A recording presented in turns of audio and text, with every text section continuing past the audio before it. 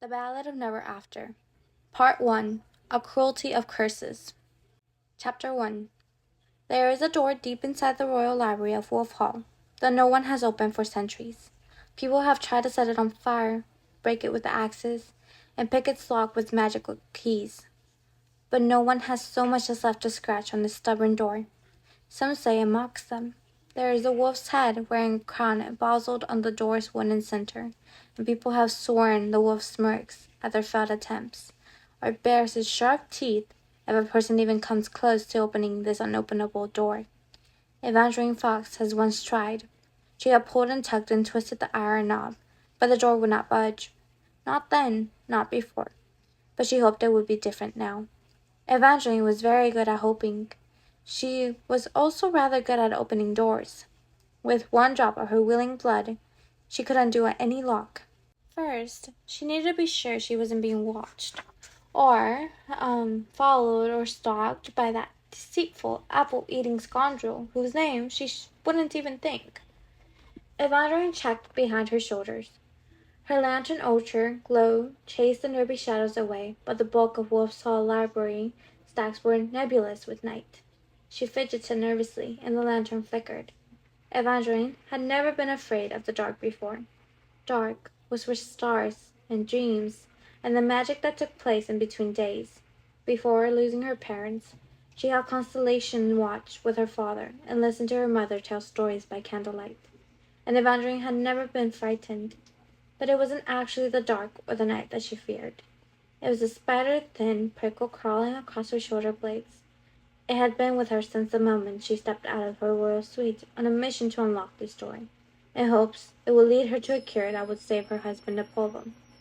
The uncanny sensation was so subtle. At first, she let herself think it was merely paranoia. She wasn't being followed. She heard no steps. Until Evangeline peered into the library's dark, and a pair of inhuman eyes stared back, silver blue and brilliant and broken star-bright. She imagined they shone just to taunt her, but Evangeline knew that even if they sparkled now, even if these eyes lit up the dark and tempted her to lower her light, she couldn't trust them, and she couldn't trust him. Jax. She tried not to think his name, but it was impossible not to as she watched him saunter out of the dim, indolent, yet confident and handsome as ever. He moved as if the night should have been afraid of him. The tingling in her shoulder blades slid over her arms, an unsettling caress that went down to her one remaining broken heart scar. The wound stung, then throbbed, as if Jax had sunk his teeth into it again. Evangeline clutched her lantern like a sword. Go away, Jax. It had only been 2 days since she had the guards remove him, and she hoped he would have stayed away longer. Forever would have been ideal. I know what you did, and I don't want to see you. Jax shoved his hands into the pockets of his trousers. His milky gray shirt was loosely tucked in, with sleeves shoved up his lean arms and buttons missing at the throat. With his tousled hair, new golden instead of seductive midnight blue, he looked more reckless stake boy than calculating fate. But Evangeline knew she could never let herself forget what Jax truly was. He was obsessive and driven and entirely without morals or conscience. The story said his kiss was deathly to all except his one true love. And, as he searched for her, he left a trail of corpses. Evangeline had once been naive enough to believe that meant the Prince of Hearts understood heartbreak, because his heart had broken over and over as he looked for love. But now, it was crystal clear. He was the one who did the breaking, because he didn't know how to love. Jack spoke softly. I understand if you're upset. If, Evangeline cut in, you poisoned my husband. Jack lifted his shoulders in an incautious shrug. I didn't kill him. That's not something you earn points for. She fought to keep her voice from cracking. Until then, Evangeline hadn't realized that a part of her still held on to a silver hope that Jax was innocent. But he wasn't even trying to deny it. He didn't care that Apollo was little more than a corpse, just as he hadn't cared when Evangeline had been turned to stone. You need to stop holding me to human standards, Jax drawled. I'm a fate. That's exactly why I don't want to see you. Since I met you, my first love was turned to stone. I was turned to stone. Then I was turned into a fugitive. Multiple people have tried to murder me, and you poisoned my husband." "You already said that one." Evangeline glowered. Jack sighed and leaned against the nearby bookshelf as if her feelings were the emotional equivalent of his knees, something to be gotten over quickly or avoided simply by stepping out of the way. "I'm not going to apologize for being what I am, and you're conveniently forgetting that, before we met, you were a sad orphan with a broken heart and a wicked stepsister. After I stepped in, you became the sweetheart saver of Belinda, married a prince, and became a princess. Those things only happened because they served your twisted interests." Evangeline seethed. Everything he'd done for her was just so that he could use her to open the Valley Arch. "Children treat their toys better than you've treated me." Jack's eyes narrowed. "Then why didn't you stab me, little fox, the other night in the crypt? I drew you a dagger, and I was close enough for you to use it." His gaze sparkled with fresh amusement as it lowered to her neck, to the exact place his mouth had lingered 3 nights ago. She blushed at the unwanted memory of his teeth and tongue on her skin. He'd been infected with the vampire venom, and she'd been infected with stupidity. She stayed with him that night to keep him occupied, so he wouldn't feed on human blood and become a vampire himself. He hadn't, but he fed on her sympathy instead. Jax had told her the story of the girl who made his heart beat again, Princess Donatella. She was supposed to be his one true love, but instead of filling that role, Princess Donatella had chosen another and stabbed Jax in the chest. After hearing that story, Evangeline had started to see Jax as a sympathetic Prince of Hearts, that she had first gone to for help. But Jax was all broken without any heart, and she needed to stop hoping that he could be more. "I made a mistake that night in the crypt." Evangeline banished the blush from her cheeks and looked straight into Jack's inhuman eyes. "But give me another chance and I won't hesitate to stab you."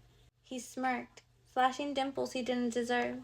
"I'm almost tempted to test that claim, but you'll have to do more than wound me if you wish to get rid of me." Jax pulled an intensely white apple from his pocket and started tossing it. "If you really want me out of your life forever, help me find the missing stone and open the Valley Arch. Then I promise you'll never see me again." "As much as I love that, I'm never going to open that arch for you. What about for Apollo?" Evangeline felt a sharp stab of pain from the prince and another flare of anger for Jax. "Don't you dare say his name." Jax grinned wider, looking oddly pleased by her anger. "If you agree to help me, I'll wake him from his suspended state." "If you actually believe I would do that, you're delusional." Her first bargain with Jax was the start of this entire mess. There would be no more deals with him, no more partnerships, no more anything. "I don't need you to save Apollo. I found another way." Evangeline lifted her chin toward the sealed library door. It was still half covered in shadow, but she swore the crowned wolf's head grinned as if it knew that she was the one who finally opened its lock. Jax took one look at the door and chuckled, quiet and mocking. "You think you'll find a cure for Apollo in there?" "I know I will." Jax laughed again, darker this time, and took a cheerful bite of his apple. "Let me know when you change your mind, little fox." "I won't change my—" He was gone before she could finish. All that lingered was the echo of his ominous laughter. But Evangeline refused to be nettled. She'd been told by an old librarian that this story led to every missing book and story about the Valors. Although the North's first royal family was human, it was widely accepted that they all possessed remarkable powers. Honora Valor, first queen of North, was said to be the greatest healer of all time, and Evangeline had very good reasons to believe that among the stories on the other side of this door were tales about her healing, which hopefully included a way to bring someone back from a state of suspended sleep. Evangeline pulled out her dagger, a jeweled-hilted blade with a few missing gems. It was actually Jack's, the same one he tossed at her the night they spent in the crypt. He left it behind in the morning, and she still wasn't sure why she picked it up. She didn't want to keep it, not anymore. But she hadn't had time to replace it yet, and it was the sharpest thing she owned.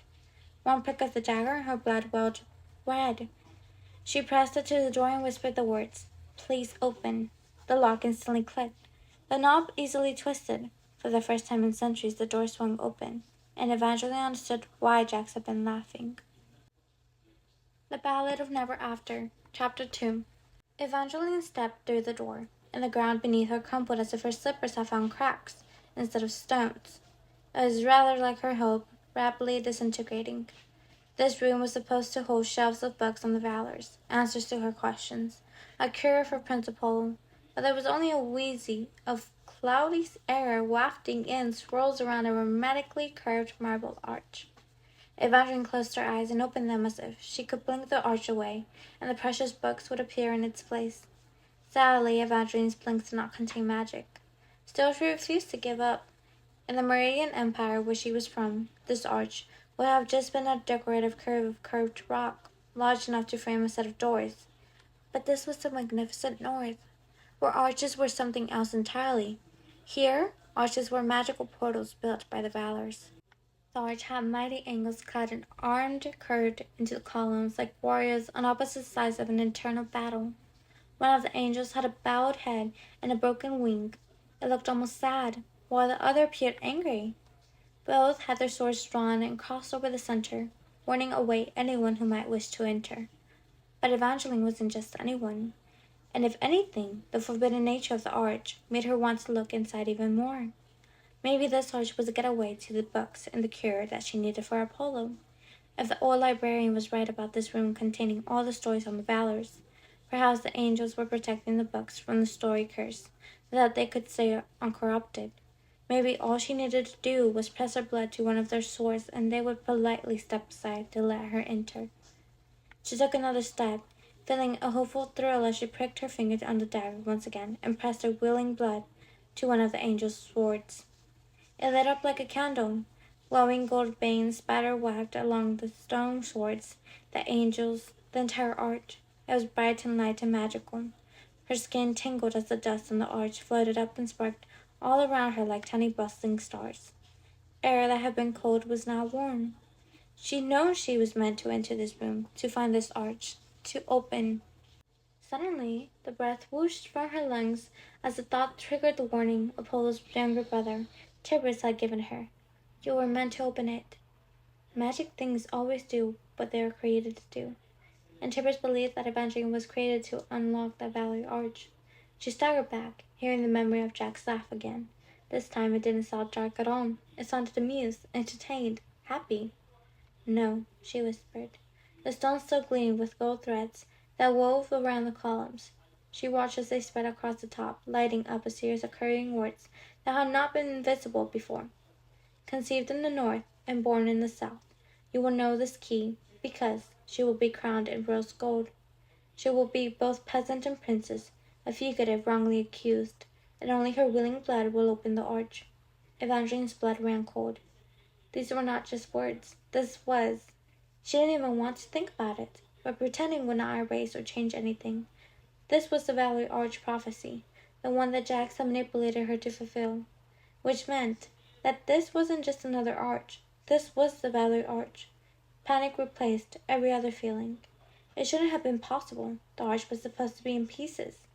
Although there were two conflicting tales about the valley's magical contents, everyone had agreed about one thing. The Valley Arch had been broken into pieces and hidden across the north to keep away from knowing what the prophecy was and to prevent anyone from putting the arch back together. No, no, no, no, no, no, no. Frantically, Evangeline tried to wipe her blood from the stones before Jax or anyone else could discover what she'd done. The angels hadn't changed their pose, but she feared that any second a door would unlock and appear behind them, or they would move aside. She spat and scrubbed with the sleeve of her cloak, but the glowing arch didn't dim. I knew you could open the door. The scratchy voice was too old to belong to Jax, but the sound of it stopped Evangeline's heart all the same. My apologies, Your Highness. I see I frightened you again. Again, she turned. The man in the doorway was almost as small as a child, but far older than Evangeline, with a long silver beard that held threads of gold, which matched the burnished trim of his white robes. You! For a moment she remained too nervous to form words. You're the librarian who first showed me the door to this room. You remembered. Though he looked clearly pleased, the old man's smile did nothing to put her at ease. Like the arch, he almost seemed to glow, his beard turning from an ordinary gray to iridescent silver. I wish we had more time to chit-chat, but you must hurry to find the missing stones. He looked up at the arch to where 4 stones were missing along the top. The holes appeared to be smaller than her palm, not the large chunks of fractured rock she had pictured, but Evangeline instantly knew that these were the broken pieces that needed to be found to truly unlock the Valley Arch. Her blood had not been enough. Relief swept through her. "You must find them," the old librarian repeated. "One for luck, one for truth, one for mirth, one for youth. But you must be careful. The stones are powerful, deceptive things, and the translation—" "No," Evangeline cut in. "I won't find these stones. I'm not ever going to open this arch. Pressing my blood to it was a mistake." The old man gave her a wary frown. "It's not a mistake. It's your destiny." His voice trailed off as smoke puffed from his mouth instead of sound. He scowled and tried to speak again, but only more wisps of gray and white poured forth. This time the smoke formed the words, "Oh, brother," as if this sort of thing happened all the time. The librarian's beard had now gone completely to smoke, exactly like his words. His hands were suddenly transparent, same as his robes, and his wrinkled face, which was now as sheer as wispy curtains. "What are you?" Evangeline breathed, trying to make sense of what she was seeing. She encountered vampires and fates, and her stepsister was a witch, but she didn't know what this being was. "I'm a librarian," he finally managed to say, but the words came out like something carried through a gust of wind, rattling and distant.